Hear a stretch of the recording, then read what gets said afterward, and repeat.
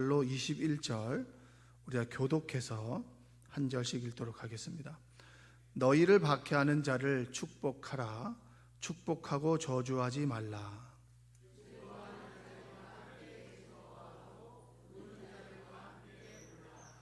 서로 마음을 같이하며 높은 데 마음을 두지 말고 도리어 낮은 데 처하며 스스로 지혜 있는 채 하지 말라.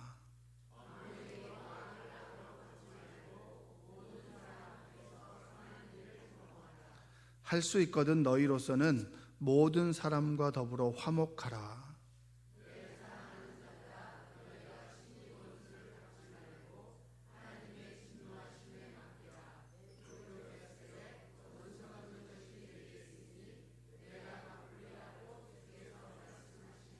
내 원수가 줄이거든 먹이고 목마르거든 마시게 하라. 그리함으로 내가 숯불을 그 머리에 쌓아 놓으리라. 악에게 지지 말고 선으로 악을 이기라. 아멘. 이렇게 많이 와주셔서 감사하고요. 오늘은 11월 첫날입니다. 오늘 말씀 주실 분은 여러분 잘 알고 계시는, 이전에 말씀 주시고 은혜 많이 주셨던 우리 포틀랜드 한인연합 감리교회 우리 오강석 목사님 나오셔서 인생 기준이라는 말씀으로 제목으로 말씀 주실 텐데요. 여러분 여러와 같은 박수로 환영해 주시고 많은 은혜 받으시기 바랍니다.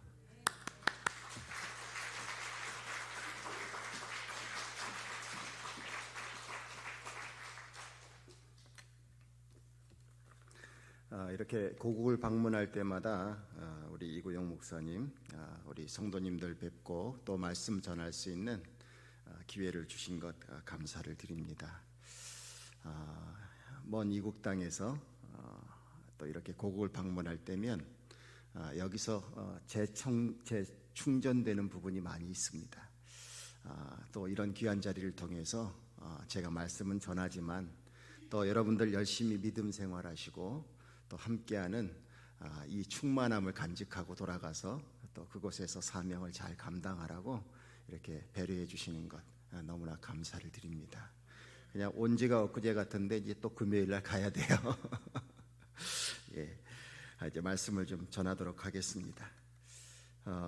2000년 동안 나라를 잃었던 유대인들은 2000년 만에 다시 이스라엘 땅에 모여 나라를 세웠습니다. 그들의 조상들도 나라를 잃고 포로로 끌려간 적이 참 많았습니다.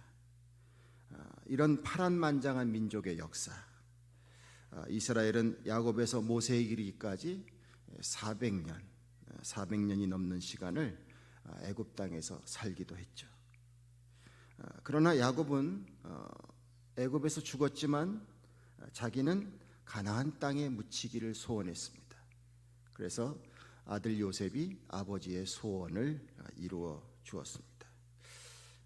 저희 가족이 이제 자꾸 요즘은 신도시가 개발되면서 일산에 묘지가 있었는데 다 이장하라고 했어요. 그래서 강화도에 가족 묘지 납골당을 만들었거든요. 근데 가족이 하는 일이니까 다 동참하라 그래서 저하고 저희 아내도 그 가족 묘지를 사는 돈을 냈어요. 미국에 살고 있는데, 그래서 이제 강화도에 제가 묻힐 곳이 있어요. 근데 그런 결정을 하니까 미국에 있는 저희 딸이 셋인데 딸들이 난리가 났어요. 아빠 엄마는 돌아가시면 한국으로 갈 거냐고. 그래서 나중은 어떻게 될지 모르는데 그래도 가족이 하는 일이니까 동참하겠다 그래서 했는데, 이번에도 그 가족 묘지에 가니까 저를 가장 사랑해 주신 저희 엄마도 거기 묻혀 계시고 저희 할아버지 할머니 계시고 가족들 많이 이제 거기에 계십니다. 근데 왠지 어떻게 될지 모르겠지만 내가 묻힐 수도 있는 곳이 이 고국에 정해져 있다는 게 마음이 되게 좋더라고요. 이번에 와서 또 특별히 이렇게 더 느낀 마음입니다. 야곱은 애굽 땅에 가서 총리의 아버지로서 대단한 영광을 누렸지만 그러나 그의 소원은 고향 땅에 묻히는 것이었습니다. 그뿐만이 아니죠. 요셉도 그 시대에 대단한 사람이었지만 그 역시 자신은 고향 땅에 묻히기를 원했습니다. 그래서 그의 후손들이 그렇게 했습니다. 여러분, 이스라엘 사람들이 참 파란만장한 인생을 살았는데 이렇게 다시 이스라엘로 다시 모여들고 또 2000년이 지나서 나라를 이루고, 물론 여러분들 중동의 정세가 지금 상당히 안 좋습니다. 위에서 기도를 많이 해야 되겠는데요. 그들이 그렇게 하는 이유가 뭘까? 그것은 다름 아닌 자신들은 하나님이 허락하신 가나안 땅에 살아야 하는 사람이라고 하는 그 민족적인 자의식을 계속 가지고 있는 것입니다. 그것이 그들로 하여금 다시금 이스라엘 땅에 모여들게 합니다. 나는 어떤 사람일까? 나는 무엇을 하고 살아야 할까? 나의 인생의 방향은 어떻게 해야 될까? 이런 모든 것을 자아 정체성 또는 자의식이라는 표현을 쓰는데요. 여러분들은 어떤 자의식을 가지고 지금 인생을 살고 계십니까? 우리가 가지고 있는 그 자의식은 결국 우리의 살아가는 어떤 모습, 방법, 또 어떤 결정, 이런 것들을 다 규정지어 줍니다. 자, 오늘 이 새벽에 우리가 모였습니다. 누가 뭐라고 해도 하나님을 믿는 신앙이 우리 안에 있다면 우리는 하나님의 자녀입니다. 여러분들이 하나님의 자녀라고 하는 이 마음을 버리지 않고 사시기를 축원합니다.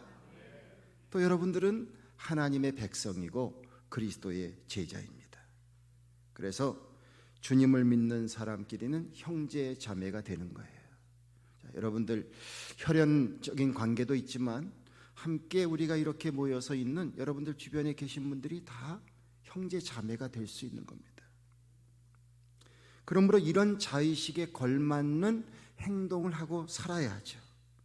오늘 성경 말씀은 우리가 하나님의 자녀로서 어떻게 살아야 하는지를 분명히 가르쳐주고 계십니다.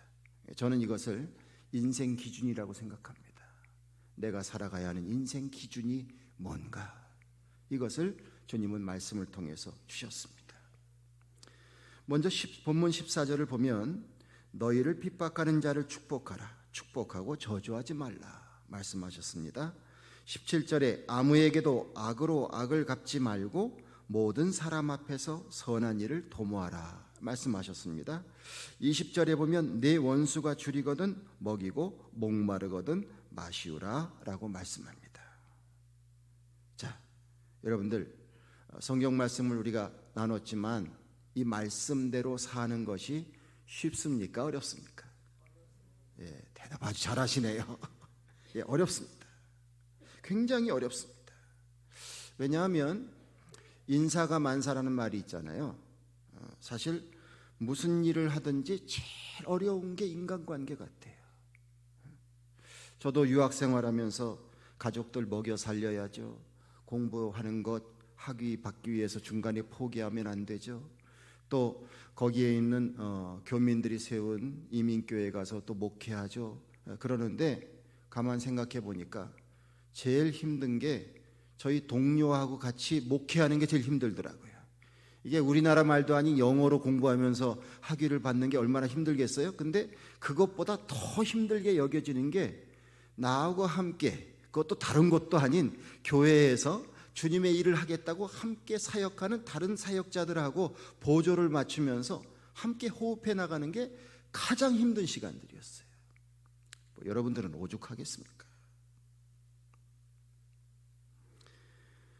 직장 생활하는 것, 또 우리가 살아가는 사회생활 속에서 나를 힘들게 만드는 사람 참 많죠. 이상하게 자꾸 꼬이고 참 힘든 경우가 많습니다. 장사하시는 분들, 내가 내 영업하니까 속 편하다 이렇게 하실 분이 도대체 얼마나 되겠습니까? 내 속을 뒤집어 놓는 손님도 얼마나 많습니까? 인간이 모여 사는 그런 사회 속에 인간관계의 긴장은 계속 존재합니다. 나의 입장에서는 잘한다고 하는데 정말 잘하려고 하는 노력, 그걸 뛰어넘어서 그냥 너무 반응이 싸늘해요. 내가 도대체 뭘 잘못해서 이런 일을 겪어야 하는가. 잘해줬는데도 등치고 돌아서는 사람도 많고요. 자, 제가 그냥 엉뚱한 얘기하는 건 아니죠. 다 여러분들도 공감하시죠? 자, 공감할 겁니다.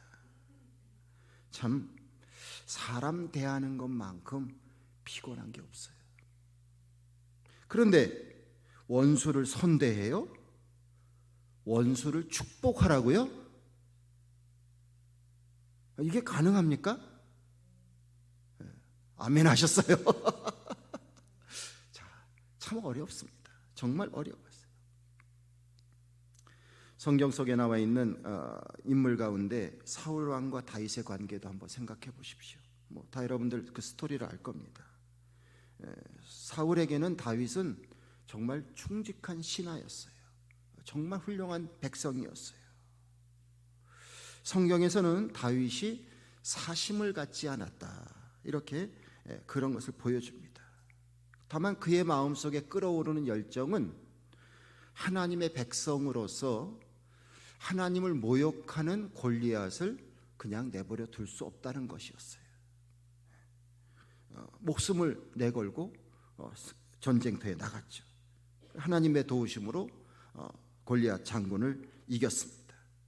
그 이후에도 블레셋 군대가 쳐들어올 때마다 목숨을 내걸고 전쟁을 해서 하나님께서 주신, 그래서 세운 이스라엘을 지키려고 참 애를 많이 썼습니다. 사울도 얼마나 처음에 다윗이 대견했겠습니까? 그래서 자기 사랑하는 딸을 내어 주었습니다. 그런데 어느 날 보니까 백성들이 자꾸 사울 왕보다 다윗을 더 칭송하기 시작하는 거예요. 자, 이제 사울의 마음이 부글부글 끓어오릅니다. 자기의 권자가 위협을 받는 것을 느낍니다. 평정심을 잃게 되니까, 아니 왕이 군사를 일으켰는데 이 충신, 정말 대단한 이 백성인 다윗을 죽이려고 군사를 일으켰어요. 쫓아다닙니다. 다윗의 입장에서 얼마나 억울합니까? 그래도 다윗의 중심은 흐트러지지 않았습니다. 내가 어찌 감히 하나님이 기름 부어 세운 왕을 내 손으로 해할 수 있겠는가? 그는 끝까지 참고 견뎠습니다.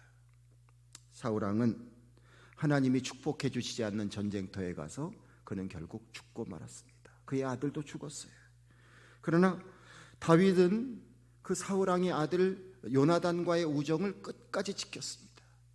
그리고 그의 아들이, 요나단의 아들이 몸이 성치 않았는데 그냥 죽여버리면 끝 아니겠어요? 그런데 끝까지 보살펴주고 자기의 식탁에서 같이 밥을 먹게 해주고 이런 일을 했습니다. 한마디로 자기에게 찾아오는 악을 선으로 대해준 겁니다. 정말 쉽지 않은 일을 한 것이지요. 이처럼 남을 용서해 주는 것을 넘어서 그를 축복하는 이런 인생, 주님의 말씀을 따라서 사는 인생을 살려면 분명한 동기부여가 우리에게 필요하죠.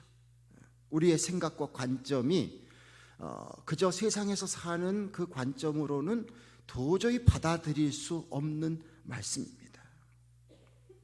주님께서는 본문 19절에서 이렇게 말씀하고 계십니다.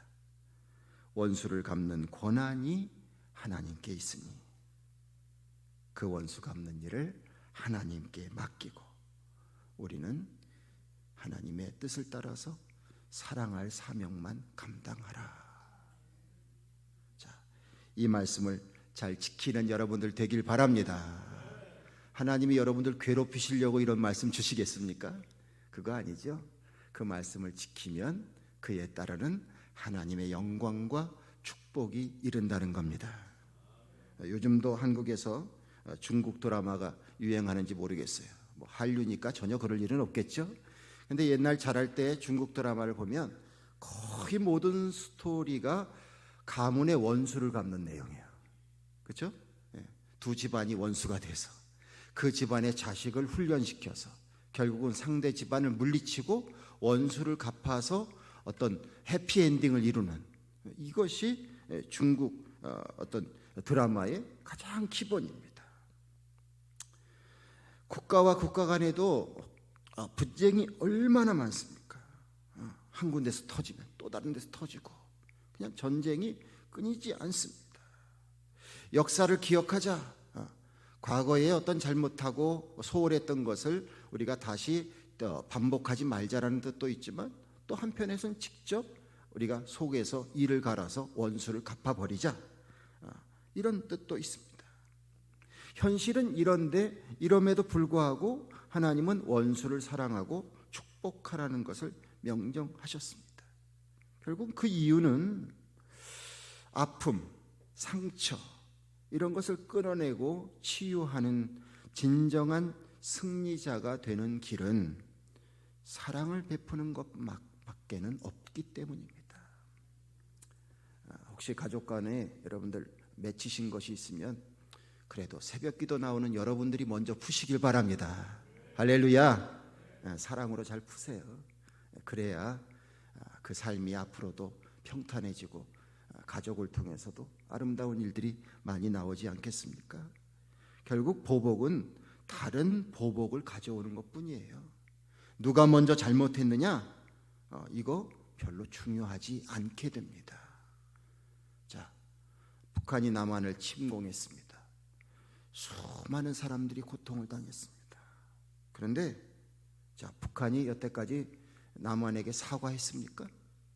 사과 안 했어요. 자, 거의 다 뺏길 뻔하다가 인천 상륙작전 통해서 이제 다시금 올라갔잖아요. 올라가니까 미국의 그 큰 화력으로 이제 북한 쪽에 폭탄도 떨어뜨리고 쫙 해서 올라갔지 않습니까? 북한 사람들은 이것만 얘기해요. 미군이 포탄을 떨어뜨려서 북한에 사는 주민들이 엄청 죽었다는 거예요. 그러니까 우리는 6.25 전쟁의 피해자다. 계속 자신들을 피해자래요. 피해자. 이 마음을 접지 않습니다. 결국 누가 잘했냐, 누가 잘못했냐를 따지는 것은 속 시원한 결론은 내려지지 않습니다. 원수 맺고 사는 것 그저 대물림이 될 뿐이에요. 성도 여러분, 하나님은 이 세상에 보편적인 은혜를 내려주십니다. 교회 안 나와도 바로 벼락 안 맞는 경우가 많거든요. 그래서 요 코로나 겪으면서 교회 안 나와 보니까 이게 좀 벼락도 맞고 그래야 되는데 그런 일이 안 생기니까 이제 안 나오는 게 너무 자연스러워요. 뭐 한국이나 미국이나 할 거 없이 교회 출석이 많이 떨어졌어요. 하나님의 보편적인 은혜를 내려주셔요. 인간이 살아갈 수 있는 삶의 기본적인 형통을 주신단 말이죠. 그리고 이제 삶의 기회를 자꾸 주세요. 그런데 여기에 그런 것으로만 만족하지 마시고 하나님을 아버지라고 부르고 예수님을 그리스도로 부르며 살아가는 사람은 많은 분쟁과 갈등과 원망 속에서 진정한 승리자가 되실 줄로 믿습니다. 모든 맺힌 것을 푸는 그 열쇠, 그 구실을 감당하는 것을 주님을 믿고 고백하며 하나님 앞으로 나오는 자들에게 하나님이 사명을 주셨다고 믿으십시오. 그래서 20절의 말씀을 보니까 내 원수가 줄이거든 먹이고 목마르거든 마시오라. 그리함으로 내가 숯불을 그 머리에 쌓아 놓으리라. 이런 말씀했어요. 숯불을 머리 위에 쌓아 놓는다. 문화적인 표현이기 때문에 이해하기는 좀 어려울 수 있어요.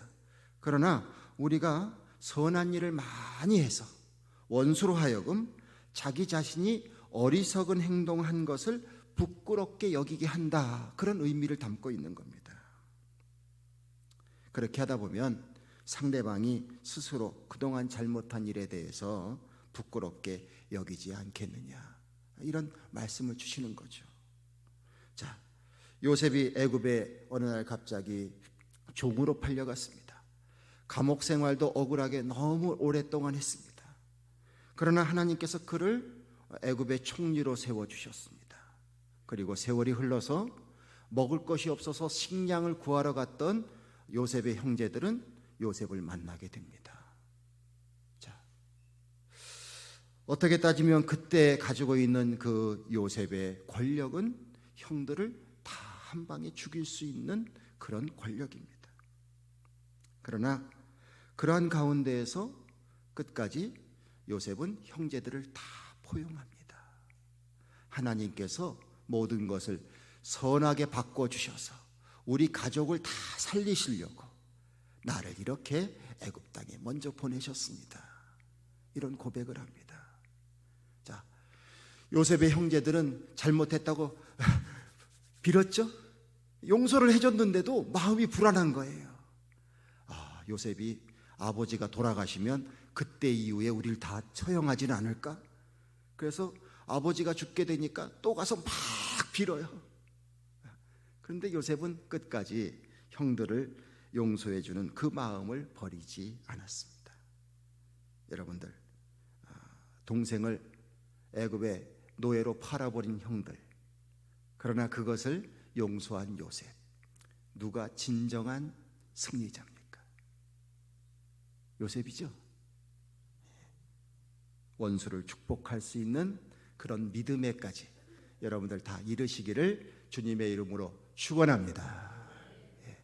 원수를 축복할 수 있는 믿음 꼭 가지세요. 자, 한번 따라해 보시길 바랍니다. 북한이 선진국이 되길 바랍니다. 남한보다 더 잘 살게 되길 바랍니다. 마지막 끝이 좀 힘이 빠지시네요.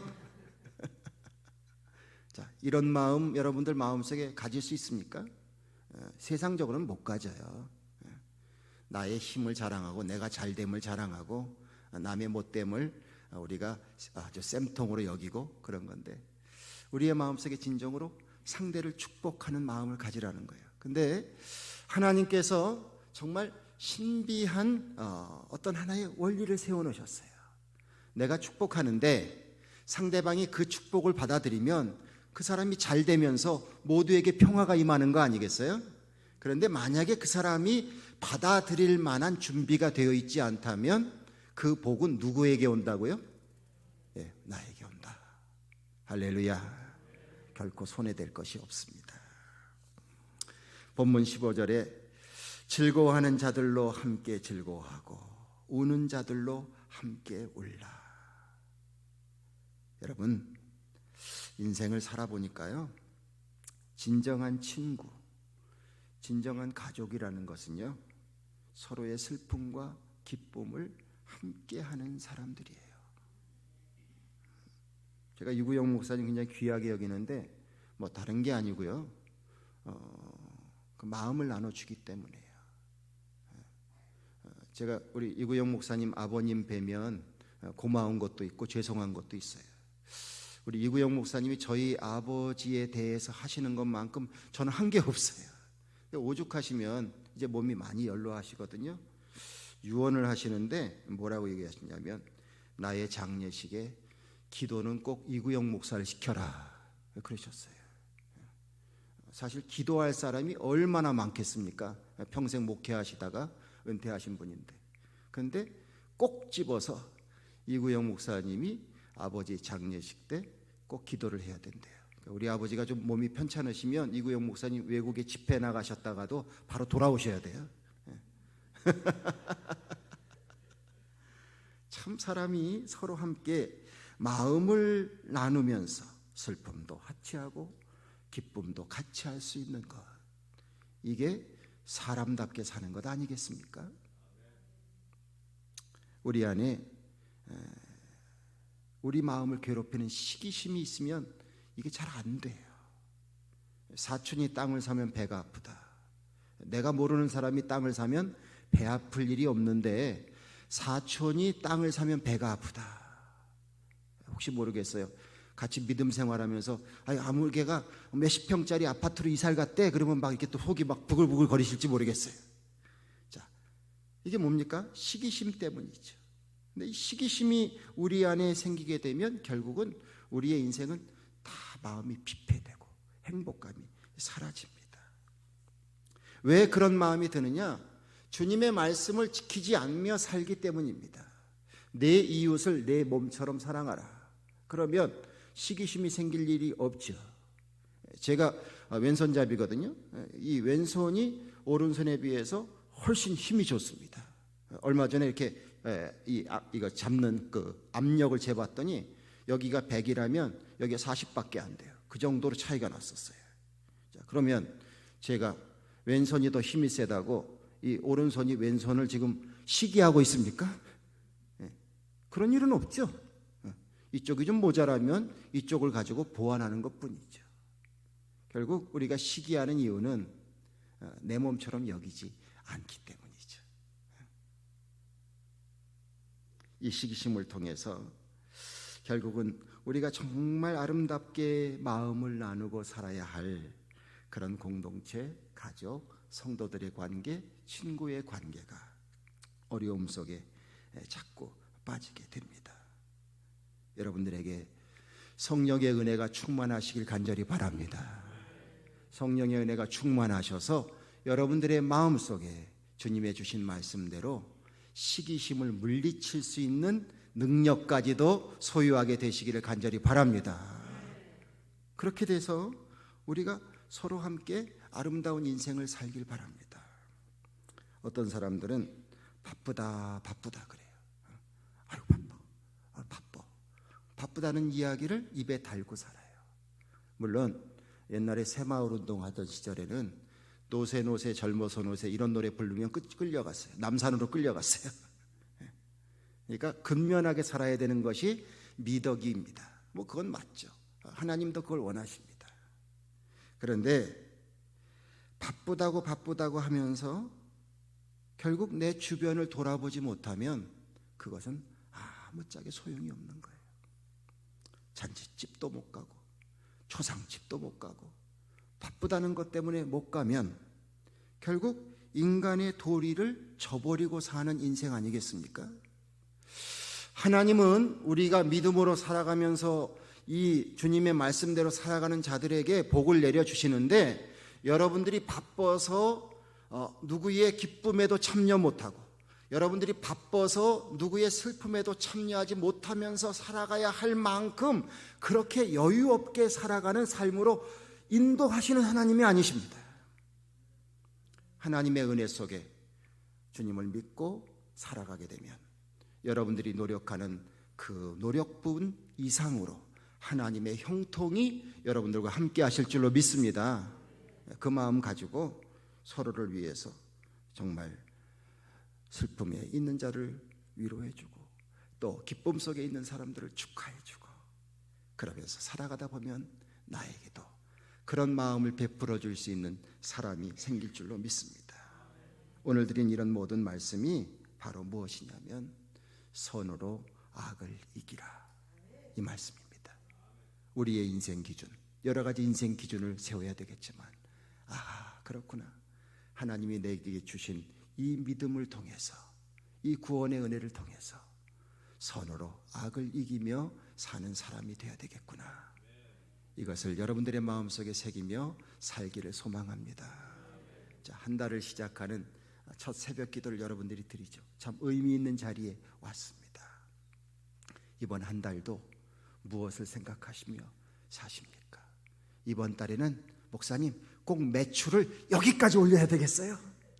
하나님 이만큼 올릴 수 있도록 축복해 주세요. 뭐 이런 목표도 세울 수 있겠지만 우리가 하나님의 자녀라면 하나님께서 나의 살아갈 형편과 처지를 다 인도해 주시리라는 믿음을 가지시고 주께서 주신 말씀대로 선으로 악을 이기는 충만한 은혜를 경험하는 한 달이 되시길 바랍니다. 그래서 그런 믿음의 보고를 드린다면 하나님께서 얼마나 기뻐하시겠어요.